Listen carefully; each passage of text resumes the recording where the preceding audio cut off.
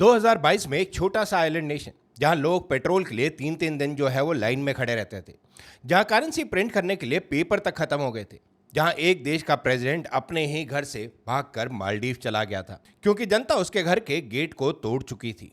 उस देश का नाम है श्रीलंका। और इस वीडियो में जो शॉकिंग बात बतानी है वो ये है कि ठीक 3 साल बाद वही श्रीलंका जो दुनिया का सबसे बड़ा बैंकरप्ट नेशन बन चुका था, वही अब यहाँ पे ऑफिशियली वर्ल्ड बैंक के अकॉर्डिंगली एक अपर मिडिल क्लास इकोनॉमी कंट्री जो है वो बन गया है। एंड ये रिपोर्ट जो है वो हाल फिलहाल में ही यहाँ पे आई है। जुलाई 2026 में ये अनाउंसमेंट हुई and everybody was surprise. Sri Lanka ने यहाँ पे काफी अमेजिंग जो है वो कम बैक करा, बट ये कम बैक कैसे हुआ, क्या प्रॉब्लम यहाँ पे श्रीलंका ने फेस करी थी, ये सारी चीजें आपको भी जानना जरूरी है। क्योंकि सवाल यहाँ पे ये है, जो देश अपना खुद का फ्यूल नहीं खरीद पा रहा था वो 3 साल में इतनी हाई कैटेगरी में कैसे पहुंच गया। और इंडिया जो श्रीलंका से कहीं बड़ी इकोनॉमी है वो अभी भी लोअर मिडिल इनकम ही क्यों है। एक चीज आपने यहाँ पे बहुत क्लियर समझनी है, हम लोग यहाँ पे जीडीपी की बात नहीं कर रहे हैं, हम लोग यहाँ पे बात कर रहे हैं वो इनकम क्लास को लेके। श्रीलंका की इनकम क्लास आज के टाइम में एक अपर मिडिल क्लास इनकम जो है वो बन चुकी है। India on the other hand वो अभी भी यहाँ पे लोअर मिडिल इनकम की कैटेगरी में अभी भी फिट होता है। तो यहाँ पे श्रीलंका ने ऐसा क्या किया, इस वीडियो में हम पूरी कहानी देखेंगे, शुरू से लेके आज तक, नंबर्स के साथ, रियल फैक्ट्स के साथ। वीडियो के एंड तक आपको पता चल जाएगा कि कोई भी देश क्राइसिस से निकल सकता है, और क्यों नहीं, जब यहाँ पे जज्बा हो तो कोई भी कंट्री यहाँ पे वापस से अपनी इकोनॉमी को खड़ी कर सकती है। चलिए शुरू करते हैं जर्नी ऑफ श्रीलंका। कैसे सारी चीजें हुई, क्या हुआ, वो सब समझते हैं, बट इस चीज के लिए थोड़ा पीछे जरूर चलते हैं। श्रीलंका इंडियन ओशन का एक छोटा सा आइलैंड, सिर्फ 2.2 करोड़ लोगों की पॉपुलेशन के साथ, लेकिन अपनी ब्यूटी के लिए यहाँ पे श्रीलंका को बोला जाता है paradise island. Well, tea plantation यहाँ पे होती हैं, बीचेस काफ़ी अमेजिंग है, एंशिएंट टेम्पल्स जो है वो श्रीलंका में बहुत सारे हैं। टूरिज्म इसकी सबसे बड़ी इकॉनमी का बैकबोन है। कई लोग यहाँ पे श्रीलंका घूमने जाते थे, आज के टाइम में भी श्रीलंका जो है वो घूमने जाते थे, एंड रीजन हमने आपको बताया। वो क्लीन बीचेस जो है वो श्रीलंका में देखने को मिलते हैं, वो एंशिएंट टेम्पल जो है वो श्रीलंका में देखने को मिलते हैं, एंड टी प्लांटेशन वहाँ पे काफ़ी ज़्यादा अमेजिंग है। तो यस, एक टूरिस्ट डेस्टिनेशन श्रीलंका यहाँ पे ज़रूर बना। एंड 2009 में यहाँ पे 26 साल चलने वाली सिविल वॉर वो भी यहाँ पे ख़त्म हुई। दुनिया ने सोचा अब श्रीलंका जो है वो उड़ेगा, और शुरू में ऐसा लगा भी।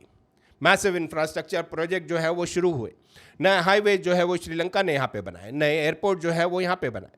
हेम्बरटोटा पोर्ट यहाँ पे एक नया पोर्ट जो है वो बन के सामने आया। लेकिन इसी के साथ एक और प्रॉब्लम शुरू हुई जिसने श्रीलंका की पूरी इकोनॉमी को यहाँ पे डुबा दिया। अब क्या वो प्रॉब्लम थी, एक एक करके यहाँ पे बात करते हैं। एंड यहाँ पे बात करनी इसके बारे में जरूरी है because we should know about the past, जो चीजें यहाँ पे श्रीलंका में हुई, जो उन्होंने गलत करा, एंड कैसे उसको यहाँ पे वापस से श्रीलंका अपने पैरों में आज के टाइम में खड़ा हुआ। ये जो प्रोजेक्ट जिनकी हम लोगों ने बात करी वो यहाँ पे फंडेड कैसे हुए। वेल, हैवी फॉरेन बोरिंग से, मोस्टली यहाँ पे चाइना से। हेम्बरटोटा पोर्ट की बात हमने अपने प्रीवियस वीडियो में भी करी थी, आप जाके वो वीडियो भी चेकआउट कर सकते हैं। वो यहाँ पे प्रोजेक्ट इतना अंडर यूज निकला कि 2017 में श्रीलंका को वो पोर्ट 99 ईयर्स की लीज में चाइना को देना पड़ा, क्योंकि लोन यहाँ पे श्रीलंका चुकाने की स्थिति में नहीं था। ये एक वार्निंग साइन भी जरूर थी फॉर श्रीलंका, लेकिन किसी ने इसको सीरियसली नहीं लिया। फिर आए 3 झटके, एंड सारे झटके आए एक के बाद एक। यहाँ पे कोलंबो के चर्चेज एंड होटल्स में 250 लोग तक यहाँ पे मारे गए। टूरिज्म जो जीडीपी का 12% था, तुरंत यहाँ पे क्रैश हो गया। सडनली यहाँ पे टूरिस्ट जो है वो श्रीलंका जाना प्रेफर नहीं कर रहा था। बट इसी के साथ आया सेकंड झटका, जहाँ पे हम बात करते हैं गोटाबाया राजपक्षा की। इनका 2019 का टैक्स कट, नए प्रेसिडेंट यहाँ पे वो बने, एंड उन्होंने वैट को यहाँ पे 15% से घटाकर सीधा 8% कर दिया। साथ ही इनकम टैक्स भी काफ़ी कम कर दिया। वेल, सुन के ये इंटरेस्टिंग बहुत लगता है, बट इसका रिजल्ट क्या हुआ। गवर्नमेंट को बिलियंस ऑफ डॉलर्स का रेवेन्यू लॉस हुआ, एक ऐसा वक्त जब देश को पैसों की सबसे ज़्यादा ज़रूरत थी। रिमेंबर, हम लोगों ने यहाँ पे बात करी कैसे श्रीलंका यहाँ पे लोन ले रहा था। रिमेंबर, हम लोगों ने बात करी कैसे फॉरेन इन्वेस्टमेंट जो है वो श्रीलंका तक आई। बट वो यहाँ पे जब रीपे करने की बात हुई, गवर्नमेंट के पास यहाँ पे पैसे नहीं बचे थे, एंड प्रॉब्ली उस टाइम में जहाँ पे गवर्नमेंट को सबसे ज़्यादा पैसों की ज़रूरत थी, वहाँ पे ये कॉल जो है वो सुन के अच्छा ज़रूर लगा, बट वो कॉल्स ने यहाँ पे गवर्नमेंट की हेल्प नहीं करी। फिर आया यहाँ पे थर्ड रीज़न, जो कि है कोविड-19। टूरिज्म जो पहले से ही यहाँ पे स्ट्रगल कर रहा था, रीज़न हम लोगों ने ऑलरेडी आपके साथ शेयर करें। अब पूरी तरह यहाँ पे बंद हो गया। रेमिटेंस यानी विदेश में काम करने वाले श्रीलंकन्स का पैसा वो भी 23% तक यहाँ पे गिर गया। एंड यहाँ पे जहाँ पे हम लोग बात करते हैं श्रीलंका की, वो एक यहाँ पे टूरिज्म डेस्टिनेशन ज़रूर है। जैसे कि हमने बोला बार बार, टूरिज्म के ऊपर श्रीलंका काफ़ी डिपेंड करता है। एंड सडनली अगर टूरिज्म वहाँ पे आना बंद हो जाए तो उसकी इकॉनमी को एक झटका ज़रूर लगता है। बट ये तीनों मिलकर एक परफेक्ट स्टॉर्म जो है वो बन गए श्रीलंका के लिए। बट एक और ट्विस्ट यहाँ पे जो है वो अभी भी बाकी था। अप्रैल 2021 में गवर्नमेंट ने एक फैसला लिया जो हिस्ट्री में सबसे बड़े कॉन्ट्रोवर्शियल इकोनॉमिक डिसीजन में से एक माना जाता है, स्पेशली फॉर श्रीलंका। यहाँ पे ओवरनाइट, रातों रात श्रीलंका ने केमिकल फर्टिलाइजर का इंपोर्ट जो है वो बंद कर दिया। एकदम से यहाँ पे बैन कर दिया गया। ऑर्डर दिया गया कि पूरा देश यहाँ पे 100% ऑर्गेनिक फार्मिंग पर स्विच करे। सुनने में ये एनवायरनमेंट फ्रेंडली लगता ज़रूर है, लेकिन यहाँ पे इम्प्लीमेंटेशन जो है वो इस रूल की इतनी जल्दी और इतनी बैडली हुई कि फार्मर्स के पास नया ऑर्गेनिक फर्टिलाइजर टाइम पर पहुँच ही नहीं पाया। तो यहाँ पे श्रीलंका जो है वो चारों तरफ से घिर गया। जहाँ पे हम बात करते हैं वो इकॉनमी की, वो यहाँ पे नहीं आ रही थी। एंड जो यहाँ पे लास्ट हमने बात करी अबाउट दी फर्टिलाइजर, उसका रिजल्ट यहाँ पे आया कि यहाँ पे मैसिव क्रॉप फेलियर जो है वो देखने को मिला। राइस प्रोडक्शन यहाँ पे बहुत बुरी तरीके से गिरी। जो देश यहाँ पे खुद का चावल एक्सपोर्ट करता था, अब उसे यहाँ पे इंपोर्ट करना पड़ रहा था अपनी ऑलमोस्ट खत्म हो चुकी फॉरेन करेंसी से। ऑल्दो यहाँ पे ये डिसीजन जो है वो कुछ महीनों बाद वापस कर दिया गया, लेकिन डैमेज जो है वो हो चुका था। एग्रीकल्चर कोलैप्स ने फूड प्राइसेस को और ऊपर धकेल दिया था, फॉरेक्स रिजर्व को यहाँ पे और निचोड़ दिया था। अब यहाँ पे देखते हैं, जब सब कुछ एक साथ टूट रहा था तो नंबर्स क्या कह रहे थे। नंबर्स की बात करनी जरूरी है बिकॉज उससे हमें रियलिटी यहाँ पे पता चलती है। ये नंबर्स ध्यान से सुनिए, क्योंकि ये किसी भी इकोनॉमिक की क्लास से ज्यादा पावरफुल है। फॉरेन रिजर्व जो 2019 में $7.5 बिलियन के आसपास थे, मार्च 2022 तक गिरकर सिर्फ $1.9 बिलियन तक रह गए थे, और यूजेबल रिजर्व्स तो उससे भी कम थे। कई रिपोर्ट्स के मुताबिक $50 मिलियन से भी नीचे। अप्रैल 2022 में श्रीलंका ने अपनी हिस्ट्री में पहली बार एक्सटर्नल डेट डिफॉल्ट किया, मतलब वो अपने $51 बिलियन के विदेशी कर्ज की पेमेंट रोक चुकी थी। ऑफिशियली यहाँ पे बोल दिया गया था फ्रॉम श्रीलंका कि अभी हम लोग यहाँ पे नहीं कर सकते क्योंकि हमारे पास पैसे नहीं हैं। बट इसी के साथ आया इन्फ्लेशन अगस्त 2022 तक पहुंच गई थी ऑलमोस्ट 70% पर। फूड इन्फ्लेशन तो 85% के आसपास थी, दुनिया की सबसे हाई फूड इन्फ्लेशन में से एक। एंड ये चीज़ें हमारे सामने हुई। बट इसी के साथ इलेक्ट्रिसिटी जो है वो 13 से 15 घंटे तक यहाँ पे गायब रहती थी, क्योंकि फ्यूल इंपोर्ट करने के लिए डॉलर्स नहीं थे श्रीलंका के पास। पेट्रोल पंप्स के बाहर इतनी लंबी लाइंस लगती थी कि लोग 2-3 दिन तक वहीं सो जाते थे। तो अब सोचिए, वो मिडिल क्लास फैमिली जो पहले 3 टाइम का खाना खाती थी, अब 2 टाइम में गुजारा कर रही थी। यूनिसेफ के एक रिपोर्ट के मुताबिक बच्चे स्कूल में भूखे पेट यहाँ पे फेंट हो रहे थे। सिर्फ कुछ ही महीनों में 7,50,000 से ज़्यादा लोग पॉवर्टी में धकेल दिए गए श्रीलंका में।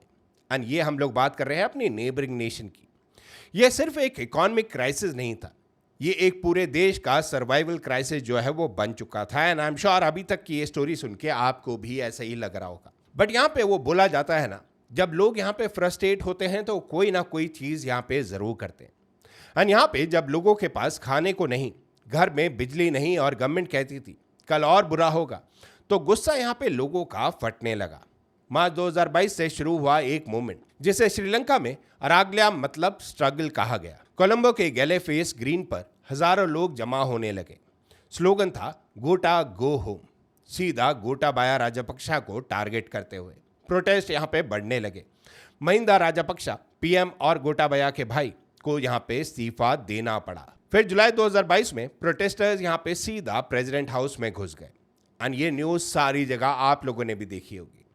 और गोटाबाया राजपक्षा देश छोड़कर भाग गए, पहले मालदीव्स फिर सिंगापुर। 15 जुलाई 2022 को उन्होंने ऑफिशियली यहाँ पे रिजाइन कर दिया अपनी पोस्ट से।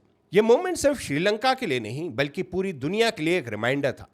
जब इकोनॉमिक मिसमैनेजमेंट इतनी हद पार कर जाए तो उसका रिजल्ट सिर्फ नंबर्स पे नहीं बल्कि रिजीम ही यहाँ पे गिर जाती है।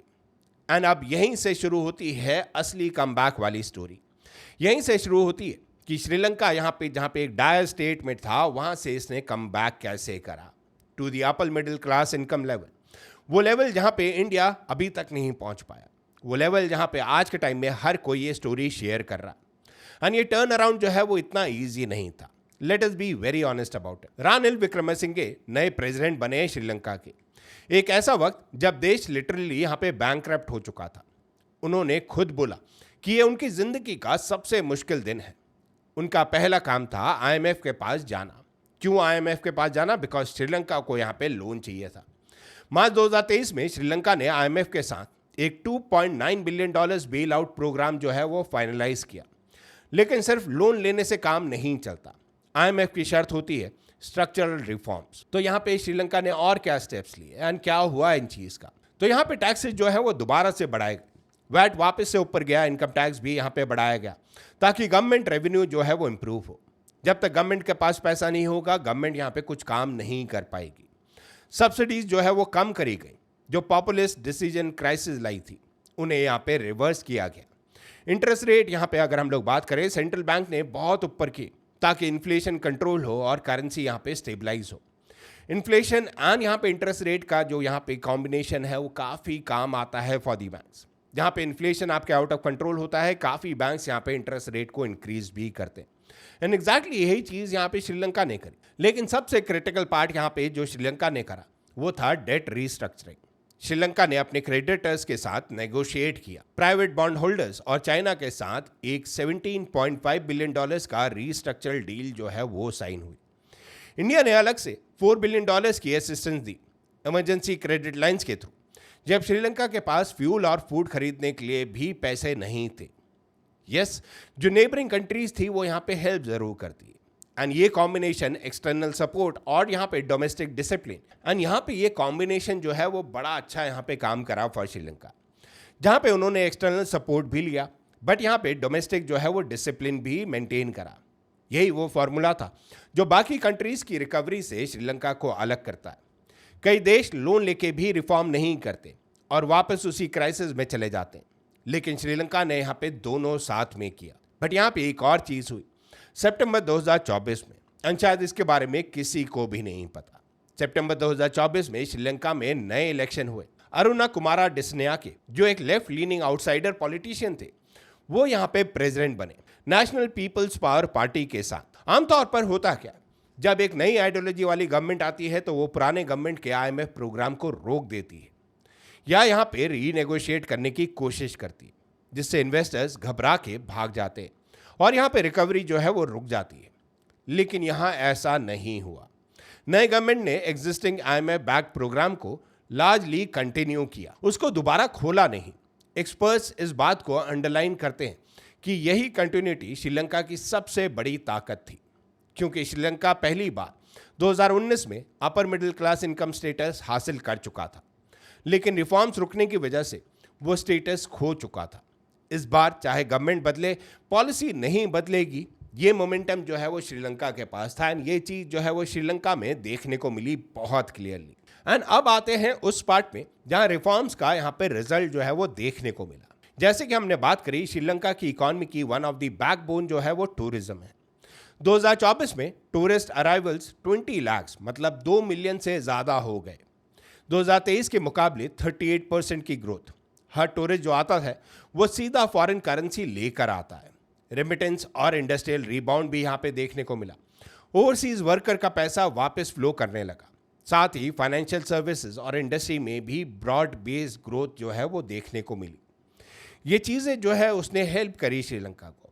बट उसी के साथ यहाँ पे जीडीपी ग्रोथ 2025 में श्रीलंका की रियल जीडीपी 5% से बढ़ी, जबकि वर्ल्ड बैंक ने खुद अपनी पहली एस्टिमेट सिर्फ 3.5% वो रखी थी। मतलब रिकवरी जो है वो एक्सपेक्टेशन से भी ज़्यादा तेज हुई। जीएनआई पर कैपिटा में 11.2% का जंप आया एक ही साल में, और इन्हीं नंबर्स की वजह से 1 जुलाई 2026 को वर्ल्ड बैंक ने अपनी एनुअल क्लासिफिकेशन अपडेट की और श्रीलंका को ऑफिशियली अपर मिडिल क्लास इनकम कैटेगरी में डाल दिया। थ्रेशोल्ड था $4,496 जीएनआई पर कैपिटल और श्रीलंका उसे नैरोली क्रॉस कर गया। इंटरेस्टिंग बात यहाँ पे ये भी है कि श्रीलंका अकेला नहीं था इस लिस्ट में। इसी लिस्ट में वियतनाम, फिलीपीन, जॉर्डन और मिक्रोनेशिया भी लोअर मिडिल क्लास से अपर मिडिल क्लास इनकम पर प्रमोट हुए। लेकिन वर्ल्ड बैंक ने खुद कहा कि इनमें से सिर्फ श्रीलंका की स्टोरी रिकवरी की है, बाकी सब स्टेडीली यहाँ पे ग्रोथ की स्टोरी है। श्रीलंका का केस यहाँ पे यूनिक इसलिए भी है क्योंकि 3 साल पहले वो ऑलमोस्ट कोलैप्स की कगार में आ चुका था श्रीलंका। अब यहाँ थोड़ा रुक कर बैलेंस करते हैं, क्योंकि ये वीडियो सब कुछ परफेक्ट है वाली फेरी टेल नहीं है। इकोनॉमिस्ट खुद वार्न करते हैं कि इनकम क्लासिफिकेशन इंप्रूव होना मतलब ये नहीं कि श्रीलंका की जिंदगी इंप्रूव हो गई। अभी भी श्रीलंका में पब्लिक डेट बर्डन बहुत भारी है, आईएमएफ के रिफॉर्म कंडीशन स्ट्रिक्ट है और कॉस्ट ऑफ लिविंग अभी भी हाई है। नॉर्मल फैमिलीज के लिए ग्रोसरी बिल पहले से महंगा ही है। फॉरेक्स रिजर्व को सस्टेनेबल लेवल तक रीबिल्ड करना बाकी है अभी भी श्रीलंका को। फॉरेन डायरेक्ट इन्वेस्टमेंट्स वापस लाना एक लंबी रेस है, यानी ये अपग्रेड एक माइलस्टोन जरूर है, एक स्टेटमेंट है कि रिफॉर्म्स काम कर रहे हैं, लेकिन ये मिशन अकम्प्लिश्ड वाला मोमेंट नहीं है फॉर श्रीलंका। ये रिकवरी का प्रूफ है, प्रॉस्पेरिटी की गारंटी नहीं। एंड ये चीज़ कहीं ना कहीं श्रीलंका भी जानता है। वो जानता है कि यहाँ पे कम बैक करने के लिए उन्होंने यहाँ पे मिशन अपना कंप्लीट करना पड़ेगा। They have achieved a milestone, जहाँ पे आज के टाइम में श्रीलंका की हर कोई बात कर रहा है। वो रिकवरी जो यहाँ पे श्रीलंका ने करी वो एक फेरी टेल स्टोरी से कम नहीं है, बट वो फेरी टेल स्टोरी वहाँ पे ख़त्म होगी जब श्रीलंका अपने मिशन पे पहुँच जाएगा। And by the looks of it Sri Lanka यहाँ पे वो सारी चीज़ें एग्जैक्टली वैसे ही कर रहा है जहाँ पे वो अपने मिशन तक यहाँ पे पहुँच सके। The only thing Sri Lanka needs is a little discipline, जो अभी तक यहाँ पे देखने को ज़रूर मिला है। वेल, इस पूरी कहानी में यहाँ पे पूरी दुनिया के लिए 3 लेसन भी है, एंड ये 3 पॉइंट मैं आपके लिए यहाँ पे ब्रेकअप करता हूँ। लेसन नंबर 1 यहाँ पे ज़रूर आता है कि रिजर्व्स की आप वैल्यू करो। जब तक पैसे का बफर है देश क्राइसिस अब्जॉर्ब कर सकता है। जैसे रिजर्व्स यहाँ पे ख़त्म होते हैं, छोटा सा भी शॉक यहाँ पे एक कोलैप्स की स्टोरी जो है वो बन सकती है किसी भी कंट्री के लिए, and they need to value the reserve. Second यहाँ पे आता है रिफॉर्म और सपोर्ट दोनों चाहिए, अकेला यहाँ पे नहीं काम करता।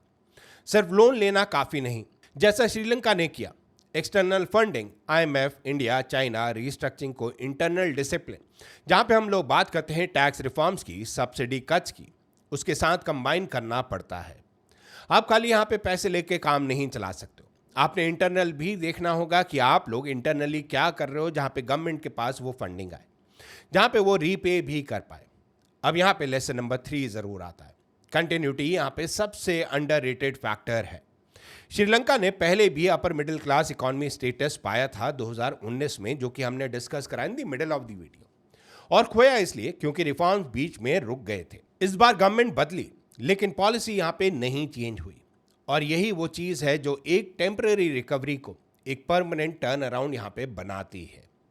ये तीनों लेसन सिर्फ श्रीलंका के लिए नहीं है, जो भी देश, चाहे वो पाकिस्तान हो या कोई अफ्रीका इकॉनमी या कोई भी स्ट्रगलिंग नेशन, अगर इन प्रिंसिपल को फॉलो करे तो क्राइसिस से बाहर निकलना पॉसिबल है, वो इम्पॉसिबल नहीं है। श्रीलंका ने प्रूव कर दिया कि 3 साल में भी एक वर्स पोस्ट इंडिपेंडेंस क्राइसिस से अपर मिडिल क्लास इनकम स्टेटस तक का सफर तय हो सकता है, अगर नियत और एग्जीक्यूशन दोनों यहाँ पे ठीक हो। अगर आपकी गवर्नमेंट चाहती है कि आप रिकवरी कर पाओ तो डेफिनेटली वो पॉसिबल है। तो दोस्तों, ये थी श्रीलंका की कहानी, एक देश जो अपना फ्यूल नहीं खरीद पा रहा था और 3 साल बाद वर्ल्ड बैंक की अपर मिडिल इनकम लिस्ट में खड़ा है। अगर आपको ये वीडियो वैल्यूबल लगी हो तो लाइक ज़रूर करें, अपने उन दोस्तों को शेयर करो जो इकोनॉमिक्स और वर्ल्ड अफेयर में इंटरेस्ट रखते हैं, और चैनल को सब्सक्राइब करो अगर आपने अभी तक नहीं करा, क्योंकि आगे हम ऐसी ही और कंट्रीज़ की रियल टर्न अराउंड स्टोरीज आपके लिए लेकर आएंगे। मिलते हैं अगली वीडियो में, तब तक अपना ख्याल रखें। Stay healthy, stay wired.